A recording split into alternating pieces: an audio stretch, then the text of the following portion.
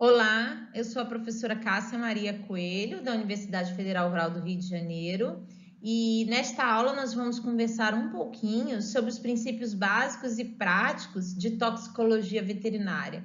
O que nós temos que revisitar, quais são os conceitos que nós temos que revisitar para depois acompanhar as próximas aulas do curso de toxicologia veterinária. Vamos começar revisitando a definição de veneno. Veneno é qualquer substância, preparada ou natural, que por sua atuação química é capaz de destruir ou perturbar as funções vitais de um organismo. Então, qualquer substância, em qualquer estado sólido, líquido ou gasoso, que em contato com um tecido altere a sua função de forma deletéria, vai ser considerado um veneno ou um tóxico, né? Com uma intoxicação para este organismo. Porém, é importante ressaltar que essa definição ela não é tão simplista assim na biologia, né? Biologia não é matemática, né? A mesma substância, ela pode ser um veneno ou ela pode ser tratada como um fármaco ou uma droga para o paciente. Então, vamos exemplificar aqui, olha. Esse caso, olhem esse cachorro. Esse cachorro, ele tinha uma tetraparesia flácida. Então, ele estava todo mole, né? E qual que era o histórico desse cachorro? Era um cachorro que revirava lixo. Então, em algum momento, ele comeu um lixo onde existia o Clostridio botulínico, que produziu a toxina botulínica, e ele ingeriu e ele está com botulismo. Essa mesma toxina botulínica, que é responsável pelo óbito de bovinos, que volta e meia a gente observa um caso em cães, né, que são mais comuns porque são animais que reviram o lixo, né, que comem lixo, e que é responsável por aqueles surtos em aves, né, que quando a gente vê que o botulismo, quando ele ataca as aves, ele é em bandos, né, porque eles bebem água contaminada e aí morrem grandes bandos de aves, é usada para fins estéticos, né, todo mundo já ouviu falar do Botox, né, para esticar a cara. E essa mesma toxina botulínica, ela também é usada para fins médicos, né? Em humanos, ela é usada para combater desautonomias, ela é utilizada para movimentos fasciculares, pessoas que tiveram sequelas neurológicas e têm mioclonias, movimentos fasciculares, contrações dolorosas, dores crônicas, e na medicina veterinária não é diferente. A gente já tem trabalhos, por exemplo, mostrando que a toxina botulínica pode agir dando conforto e bem-estar para animais, no caso de sinomose, por exemplo, que ficam com aquelas sequelas de mioclonias, né? Uma coisa que eu queria revisitar com vocês e talvez apresentar para vocês seria o panorama da toxicologia veterinária. O que a gente tem descrito na literatura epidemiologicamente? Então, a gente tem esse trabalho de 2018, é um trabalho americano, então a gente tem que levar em consideração a população, o modo de ver americano, tá? Em que ele descreve, ele dá um panorama, né, dos envenenamentos de animais num período de 6 anos. Olha que interessante. Ele começa descrevendo que a espécie com maior casuística, 63%, quer dizer, muito alta, são os caninos, os cães. O que a gente pode pensar? Cara, os cães realmente são mais curiosos, né? São animais que vivem mais em contato com o homem, então, mais inteiramente em contato com o homem, então tem mais acesso a substâncias que podem intoxicar. Tem a questão da curiosidade dos filhotes, alguns adultos continuam curiosos, travessos, tá? Em segundo lugar, nós temos os felinos, mas você vê que é uma diferença muito grande. Os felinos realmente eles são mais seletivos nos seus atos e no seu paladar. Então, é dificilmente um felino, ele ingere alguma coisa que intoxica. Geralmente é o humano que passa alguma coisa que intoxica esse felino. Depois nós temos os equinos, que são animais domésticos que também vivem muito próximo dos homens. E aí, por último, vem animais que têm menos contato com os humanos. Quando a gente vê a distribuição das raças, olha que interessante também. Vocês veem que as raças mais travessas, né, que tem maior comportamento brincalhão, estão lá no topo, né? Então, vocês veem, em primeiro lugar está o labrador, depois vem os SRDs, depois o Golden Retriever, que é um labrador de pelo longo, depois vem o Chihuahua e o American Bull Terrier. Aí o Chihuahua, o American Bull Terrier, o pastor, né, alemão, isso aí pode ter muita influência da quantidade de espécies de animais, né, dessas raças naquele ambiente, né? Por exemplo, aqui a gente teria muitos bulldog francês, né, que tem aqui aos montes, né? Mas você vê que o labrador, ele tá ali no topo, ele é um cachorro que tem realmente aquele comportamento brincalhão, come muita besteira, destrói muita coisa. Então, o temperamento, o comportamento da espécie e da raça dessa espécie, eles podem influenciar na nossa casuística de intoxicações. Esse mesmo trabalho, ele também vem discutindo uma coisa muito interessante, que as intoxicações, elas podem ser acidentais, elas podem ser maliciosas, então é quando a pessoa teve a intenção de intoxicar, de fazer mal ao paciente, e também tem a intoxicação de boa intenção, né? Que é aquela que o tutor, na boa intenção de tratar a febre do cachorro dele, que ele acha que o nariz quente é febre, ele dá um ibuprofeno, ele dá um paracetamol. E aí não sabe que aquele fármaco que serve para humanos, aquele chá que é bom para humanos, pode intoxicar o seu animal de estimação, tá? E na lista das intoxicações mais prevalentes, nós temos as medicações sem prescrição, e por aí vocês veem por que os cães estão no topo da lista. Os inseticidas spot-on, então são aqueles inseticidas que a gente passa no organismo e eles têm a absorção. Os rodenticidas, então, essas rodenticidas geralmente são acidentais, né? A não ser quando uma pessoa joga o veneno para o cachorro comer e morrer, mas geralmente são acidentais, você quer eliminar o rato, né? E o cachorro vai lá e come o alimento. Alimentos humanos que podem ser de boas intenções, produtos veterinários, chocolate, que a gente humaniza o nosso animal, né? E acha que o chocolate é maravilhoso para a gente, vai ser maravilhoso para ele também. Produtos de limpezas, plantas e herbicidas. Isso é muito parecido, a situação dos Estados Unidos é muito parecida com a nossa, que vem a questão, né, da urbanidade de onde vivem os nossos pacientes. Em relação a medicamentos humanos, né, que foi uma das principais causas de intoxicações de animais, ele vem destrinchando um pouquinho mais, e aí entra, você vê, no padrão americano, entre os analgésicos em primeiro lugar, principalmente o ibuprofeno. Reparem que nos Estados Unidos se toma muito ibuprofeno, né? Aqui a gente vê muito paracetamol, dipirona, aquelas fórmulas que vêm com cafeína e dipirona e um relaxante muscular, né? Que é muito para gripe.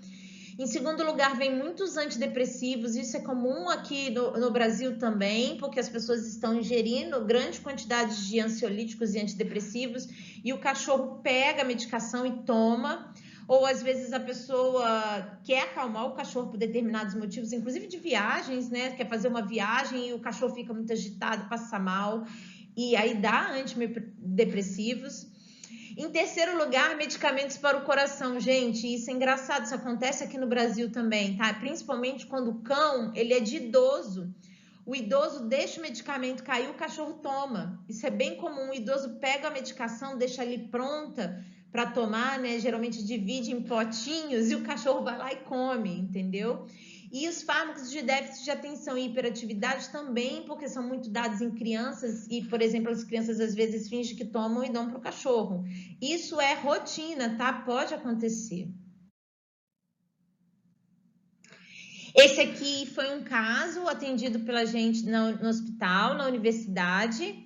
Esse cachorro aqui, ele tinha... Vocês veem que ele tinha uma dificuldade de se manter em pé, vocês veem que ele balança, ó, vocês veem um pouco de desequilíbrio, eu não diria que ele tem uma incoordenação, mas ele desequilibra, sabe assim, como se o vento estivesse ventando muito forte, uma maresia muito forte. Você vê que o cachorro tá meio assim, calmo demais, em outra vibe.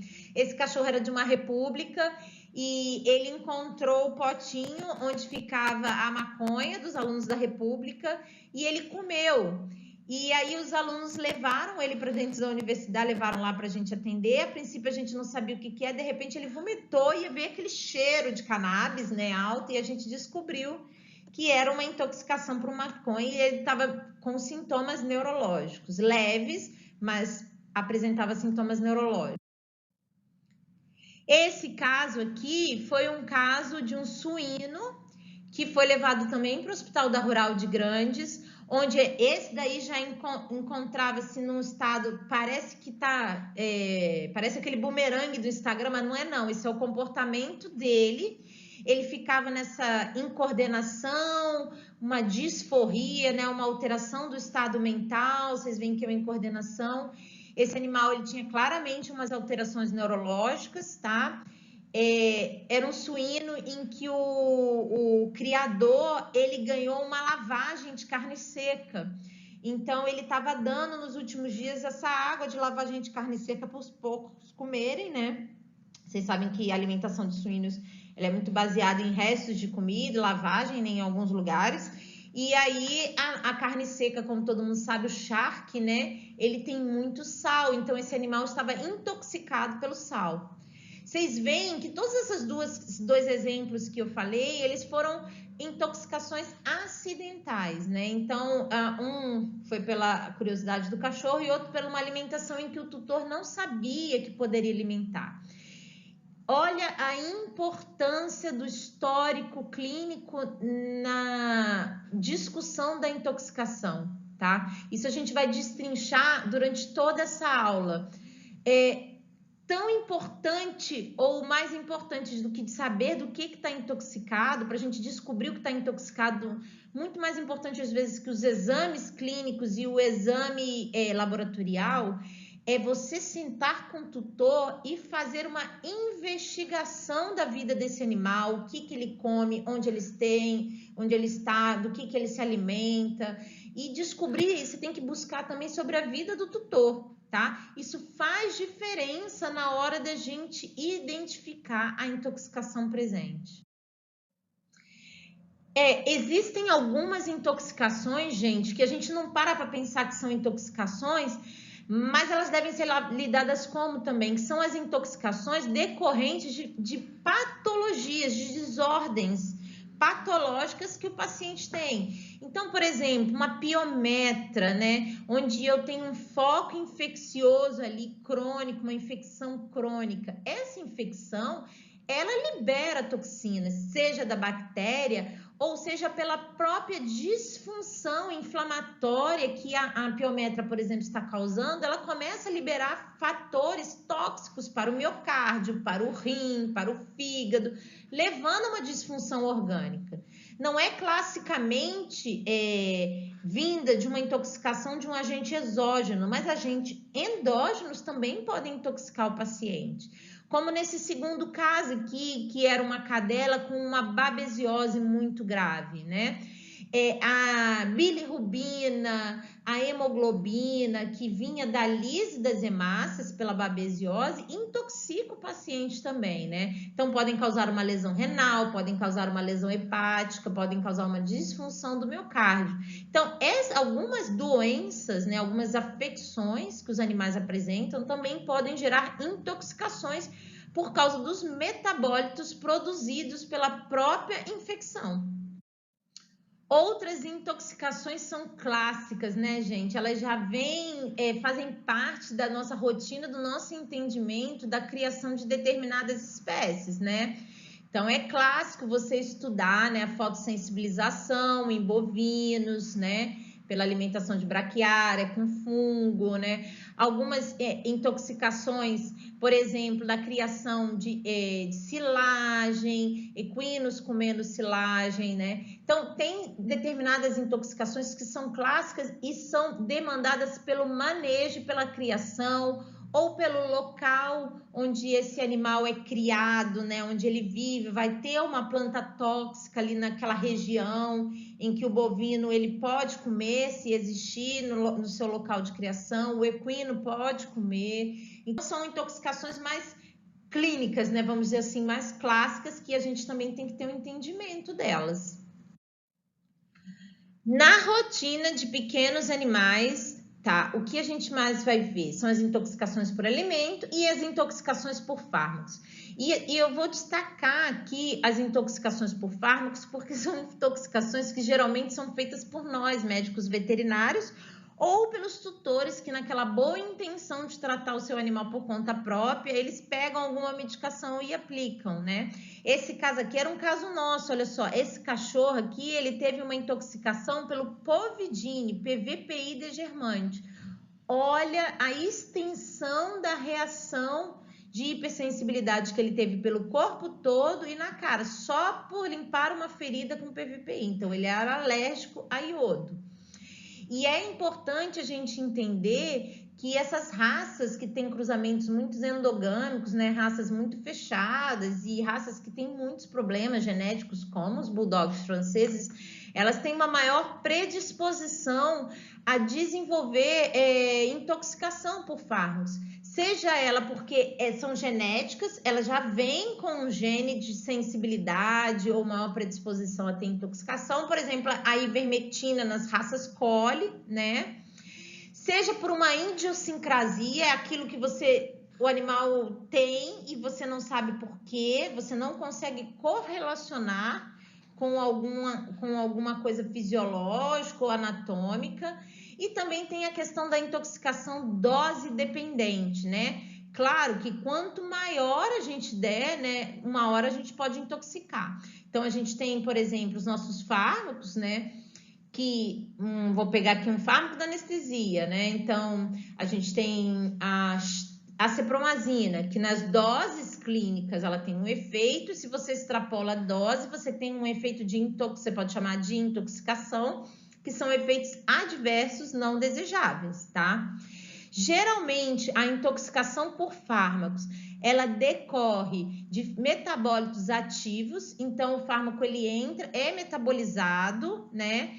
Se transforma num metabólito ativo que ativa a resposta humoral desse paciente, e isso se reflete muito em efeitos hepáticos, efeitos na pele, né, de tegumento, podem se refletir em reflexos na medula óssea, né? E aí a gente vê bem clássico aquelas anemias imunomediadas. Eu, por exemplo, já peguei um caso de um paciente que desenvolveu anemia imunomediada pela cefalexina. A cefalexina é bem comum, de volta e meia, ela faz anemia imunomediada em cães, tá? E aí se reflete na medula óssea e nas células sanguíneas.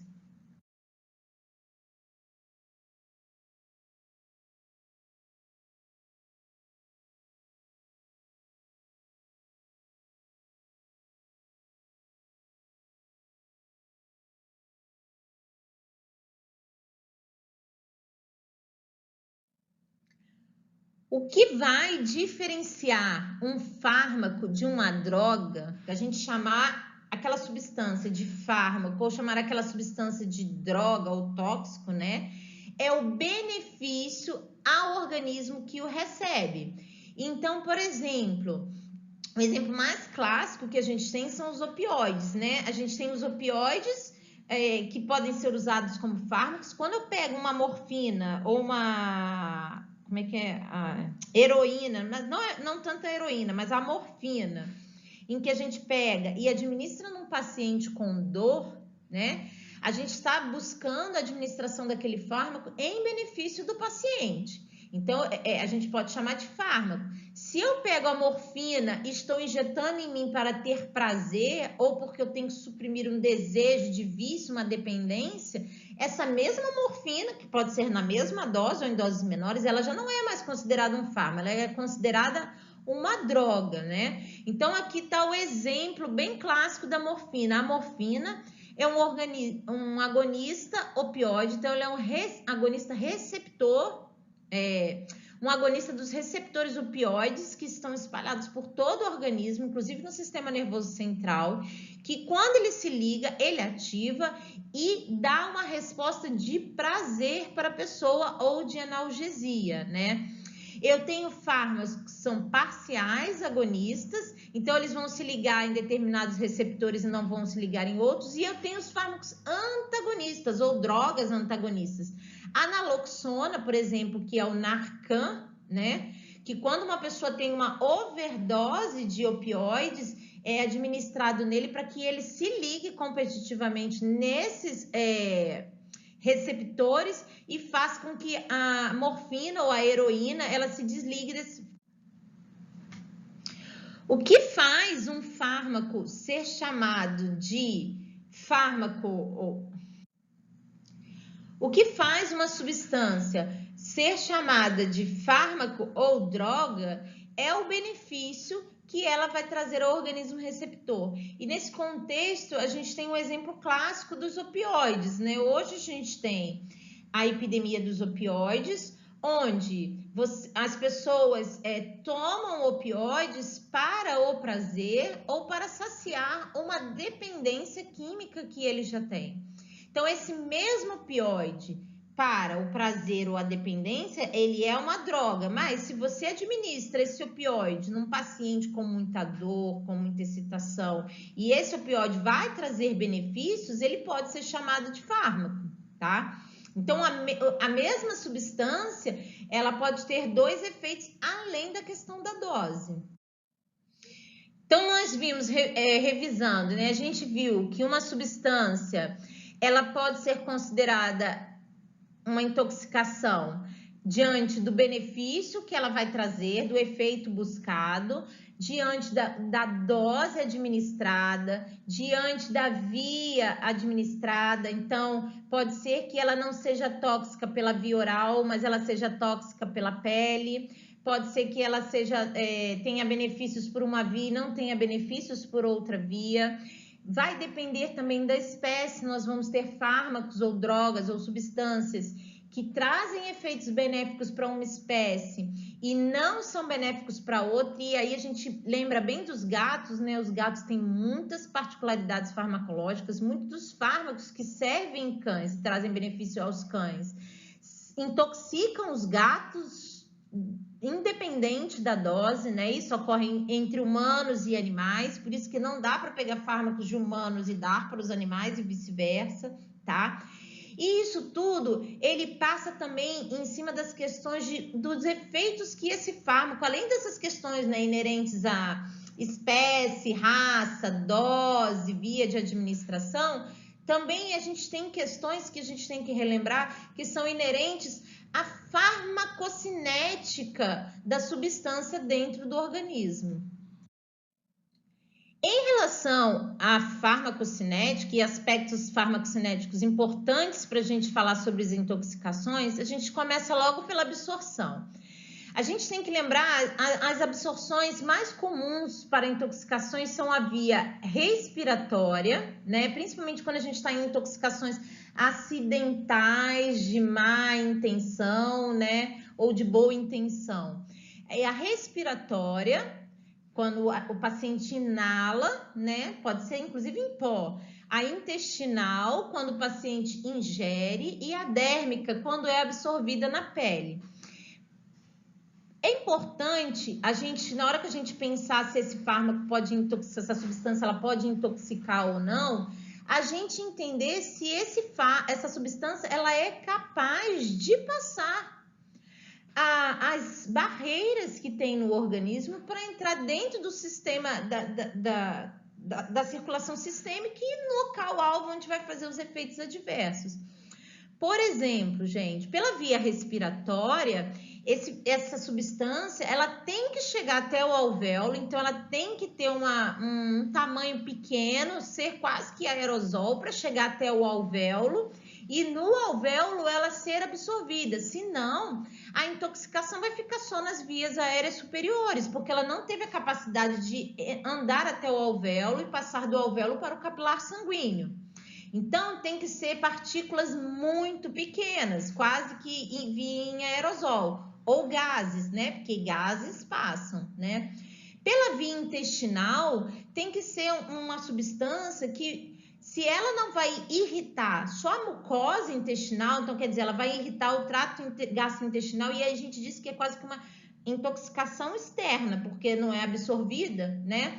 Ela tem que ter a capacidade de ser absorvida, ou se não ser absorvida, passar, né, por um gradiente eletroquímico, passar por difusão passiva, né, difusão facilitada, ou a própria mucosa, né, do trato gastrointestinal ter receptores ou transportadores de membrana, onde ela possa se ligar, fazer seu efeito, ou ser transportado para dentro da célula e aí depois para os vasos sanguíneos, tá? E por fim, na questão dérmica, a gente tem que lembrar que, primeiro, a nossa pele, ela tem uma camada de queratina, então essa substância, ela tem que passar essa camada de queratina, se não está protegida, a camada de queratina está ali para fazer essa função de proteger, e depois ela tem que passar a camada fosfolipídica, então ela tem que ter uma lipossolubilidade para que passe nessa camada fosfolipídica das membranas, para que atravesse a célula, senão ela fica na barreira, né?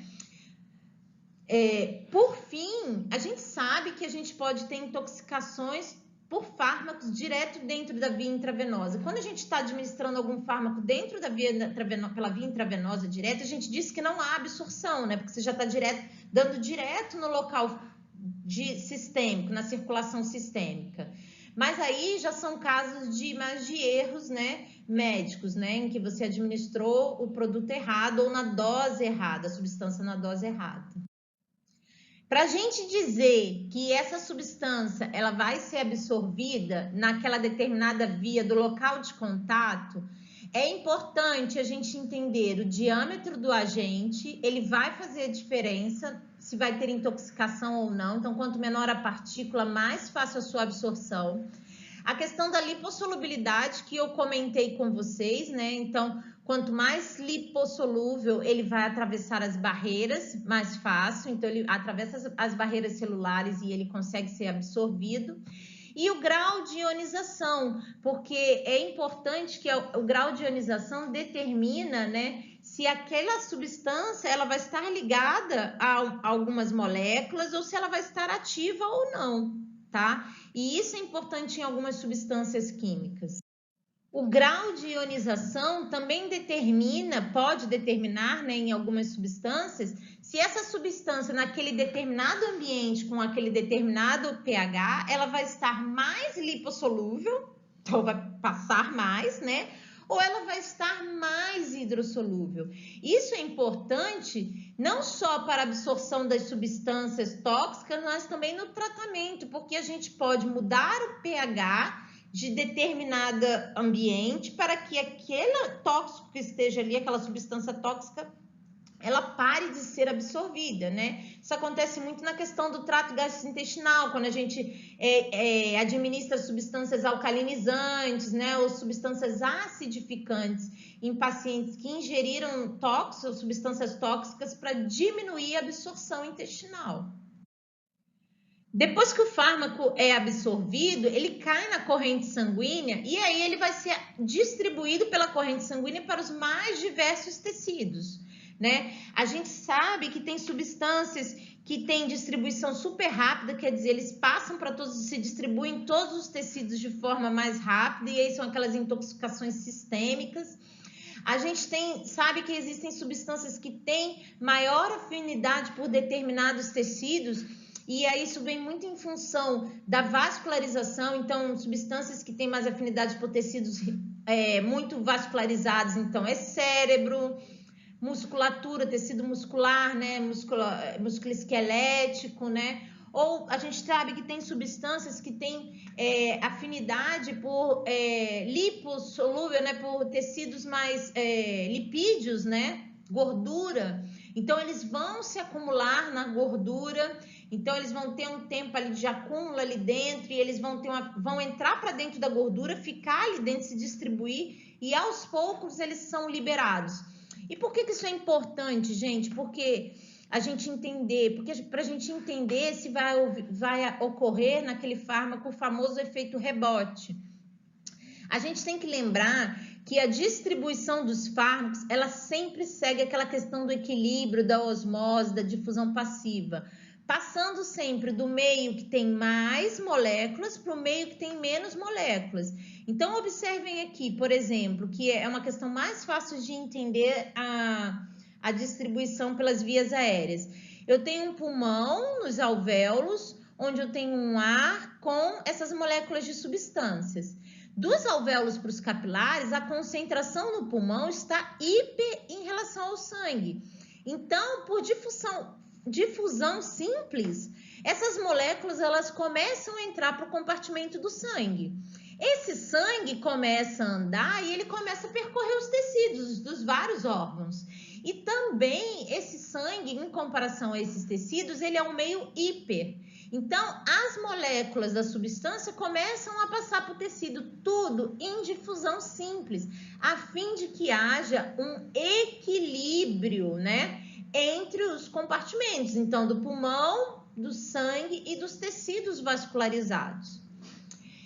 A questão da metabolização e da excreção, claro, existem particularidades de algumas substâncias e alguns fármacos. De uma forma geral, também, conforme esses fármacos vão sendo, por exemplo, metabolizados no fígado, nos rins ou no próprio pulmão, a concentração em alguns compartimentos vai diminuindo. Então, aqui no fígado vai sendo metabolizado e inativado, a concentração diminui e vai saindo um pouquinho mais para cá, um pouquinho mais para o fígado, um pouquinho, até que aos poucos o sangue não tenha mais, tá? E a mesma coisa dos gases, então aqui acaba, passa tudo para o sangue, passa tudo para o fígado metaboliza, o rim excreta, e isso leva um tempo, porque demanda da metabolização e da excreção. E existem algumas substâncias, gente, que a gente ainda tem mais um probleminha, que a gente tem que lembrar lá da farmacologia, que são substâncias que elas circulam no sangue, mas elas se ligam às proteínas plasmáticas.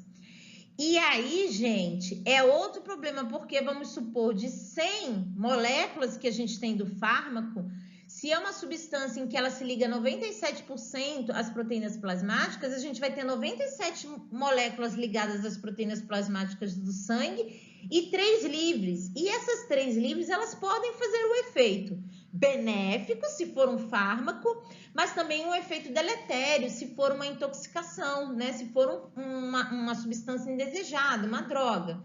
Então, isso vai fazer com que esse fármaco ele fique mais tempo dentro da circulação, porque existe a situação do equilíbrio, o equilíbrio vai ser 97 para 3, então cada 97 ligadas, 3 desligadas.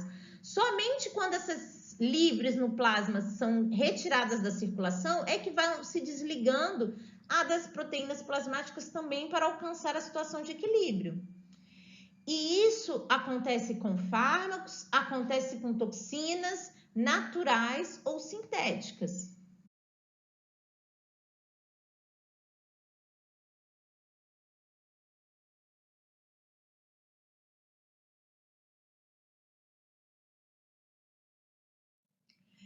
Como é que a gente tem, então, a eliminação dessas substâncias do organismo? A gente vai ter a eliminação principalmente pela metabolização, né?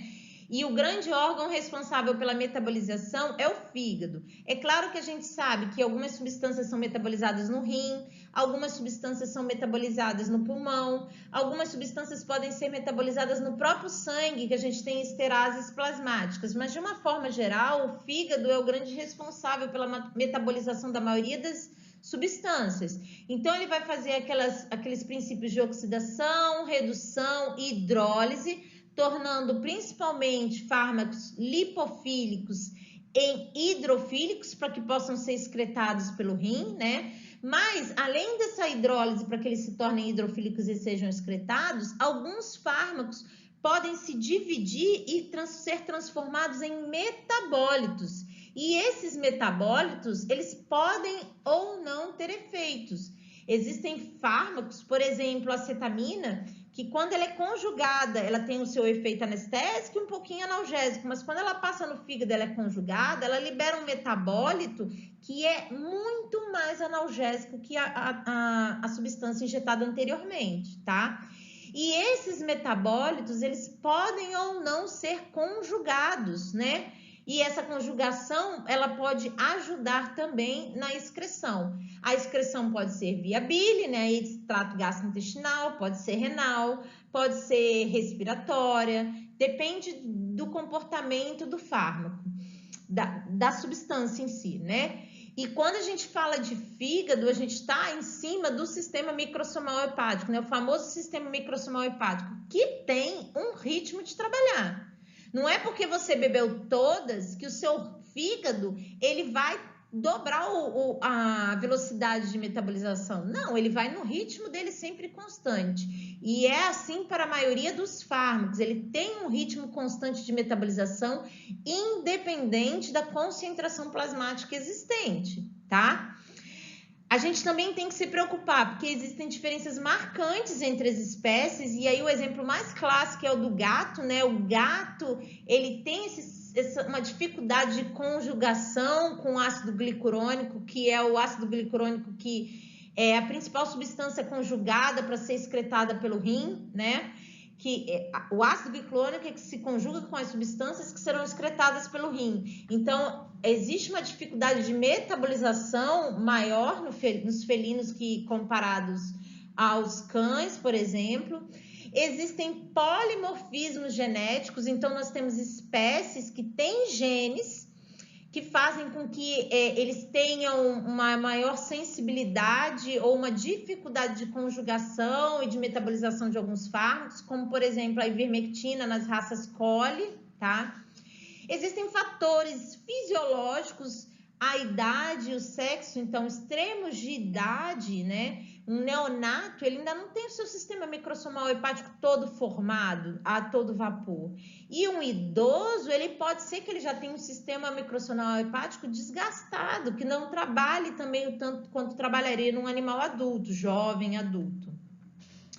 Devemos considerar também, quando a gente fala de metabolização de patologias pré-existentes, olha, isso é tão importante, gente, que, por exemplo, na sepse, que a gente fala numa piometa, por exemplo, se o paciente ele está numa reação inflamatória sistêmica intensa, né, ele está produzindo muitos mediadores inflamatórios, aquele fígado que faria a metabolização, naquele momento ele está desviado na função para fazer mediadores inflamatórios, que são as proteínas de fase aguda. Então, ele não tem espaço nem tempo para metabolizar alguns fármacos, por exemplo, que seriam numa dose normal em cães, nesses pacientes pode ser que intoxique, seja uma sobredose, tá? Então, nós temos doenças cardíacas que fazem com que o débito cardíaco diminua e aí o fluxo renal diminua. Nós temos as próprias doenças renais com que fazem com que a filtração ela seja menor em pacientes. Então, tem várias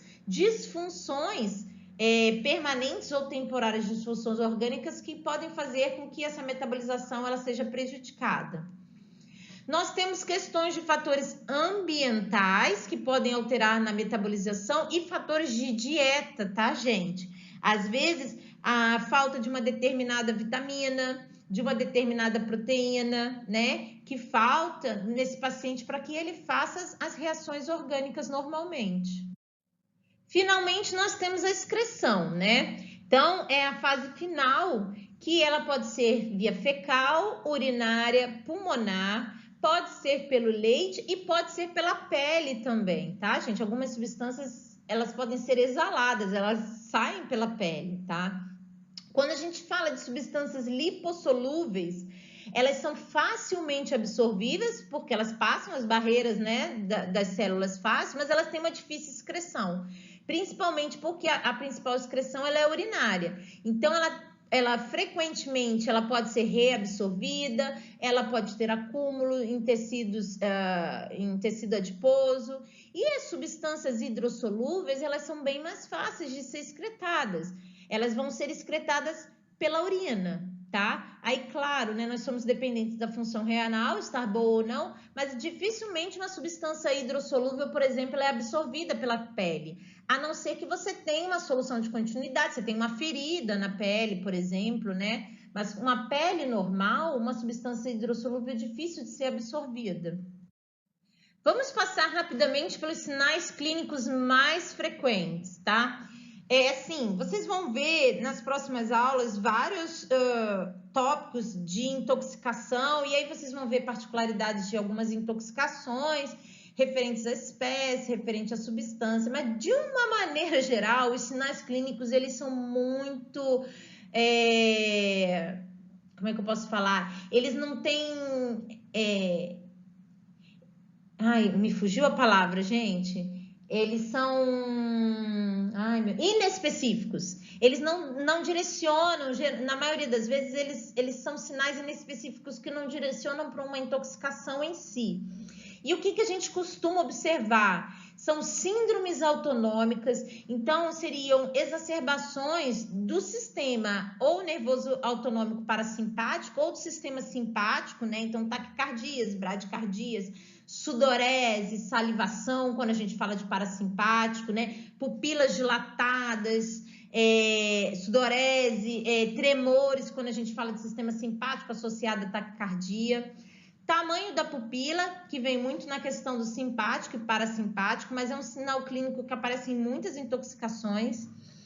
Neuropatias, então, sintomas neurológicos, geralmente inespecíficos, então, geralmente são encefálicos, tronco encefálico, que eles dão incoordenação, ataxia, prostração, excitação, que não definem exatamente um local, né? Porque são intoxicações mais sistêmicas.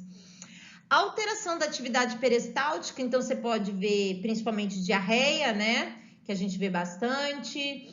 A gente pode ver constipação, febre pelo aumento do metabolismo, sudorese, vermelhidão de pele, palidez, cianose, fotossensibilização.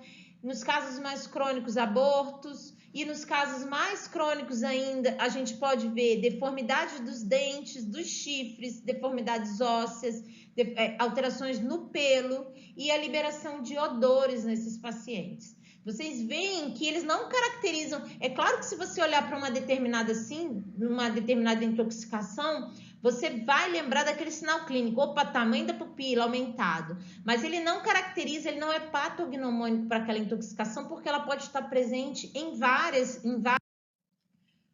Quando a gente fala de intoxicações, exposições crônicas, né, que é aquelas intermitentes, diariamente, durante dias, meses ou anos, aí a gente já tem alguns efeitos que levam mais tempo para aparecer, que são os efeitos alergênicos, carcinogênicos, então que podem causar câncer, ou teratogênicos, que podem causar malformações fetais, tá?